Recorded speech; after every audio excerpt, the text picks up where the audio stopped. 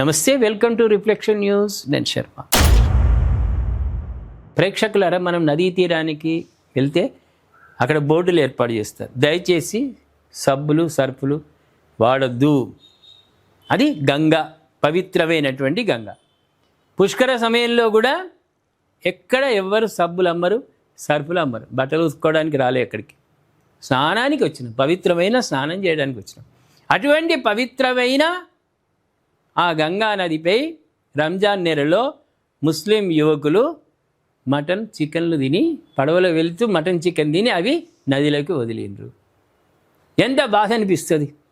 హిందువులకు ఆరాధ్యమైనటువంటిది గంగా అమ్మ తల్లి, ఒక దైవ స్వరూపం. మనం ఇంటికి తీసుకొస్తామే నీళ్ళు, పూజలకు వాడుకుంటామే.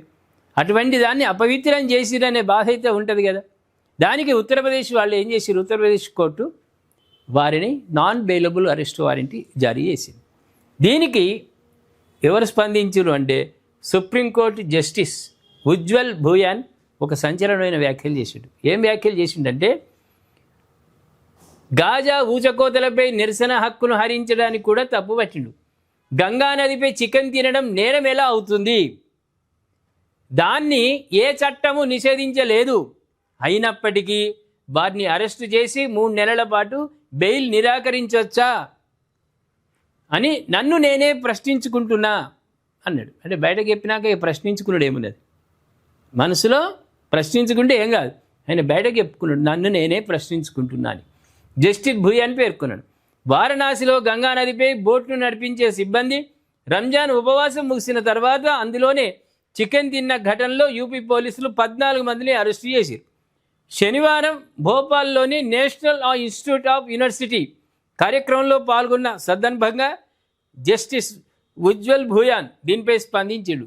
ఈ స్పందనలు ఇట్లున్నాయి. ప్రాథమిక హక్కును వినియోగించుకున్న నేరపూరిత చర్యలతో పౌరులను వేధిస్తున్న క్రమాన్ని ఈ ఘటన అంటే చికెన్ తిన్న తెలియజేస్తుందన్నారు. చికెన్ తిన్న వాళ్ళపై ఇలాంటి కేసులు పెట్టడం, అది కూడా నాన్ బెయిలబుల్ అరెస్ట్ వారెంట్ జారీ చేయడం, ఇది సహేతుకమా? మరి ఏమే హేతుకమో నాకు అర్థమవుతుంది.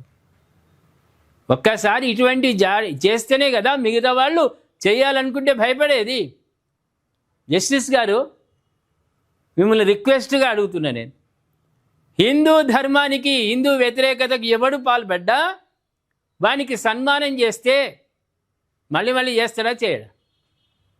4 రోజులు 15 రోజుల్లో 10 రోజులైనా సరే లోపల పడేసి రోజుకు 3 పూటల మంచిగా జోపుతుంటే, చింతవర్గలు అనుకుని కొడుతుంటే ఇక చెయ్య అని బయటకు వచ్చినాక వాడు నిజాయితీ పరుడై హిందూ మతానికి ఎసరు పెట్టాడు. కానీ వాడిని అరెస్ట్ చేయకుండా, కేసులు పెట్టకుండా, వానికి ఒక పుష్పగుచ్చం ఇచ్చి ఓ శాలువా కప్పి లడ్డు చేతిలో పెడితే వాడు రెచ్చగొట్టాడా? దయచేసి మీ మనసులో ఉన్న మాట చెప్పుకున్నారు, కానీ ఒక్కసారి పునరాలోచించండి. హిందూ దేశం ఇది, హిందువులు ఎక్కువగా ఉన్నటువంటి ప్రాంతం. హిందూ దేవతలను ఏ విధంగా కొలుస్తారో నదీమ తల్లులను కూడా అదే విధంగా కొలుస్తారు, దైవంతో సమానము. ఆ నదులకు, ఆ నదీ తీరంలో దుర్మార్గమైన చర్యలు నదిలో చేస్తే హిందువుల మనస్సు గాయపడదా? జస్టిస్ గారు, ప్లీజ్ రిక్వెస్ట్, మరొక్కసారి మీరు ఆలోచించి మళ్ళీ మనసులో మాటను మార్చుకొని చెప్పాల్సిందిగా మా రిఫ్లెక్షన్ ప్రేక్షకుల తరఫున కోరుతున్నా, మరీ కోరుతున్నా.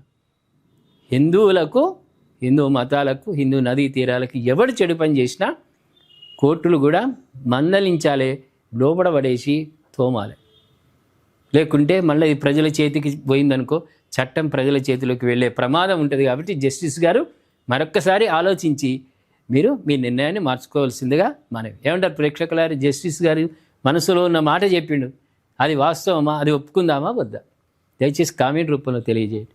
సబ్స్క్రైబ్ చేసుకోండి, షేర్ చేయండి.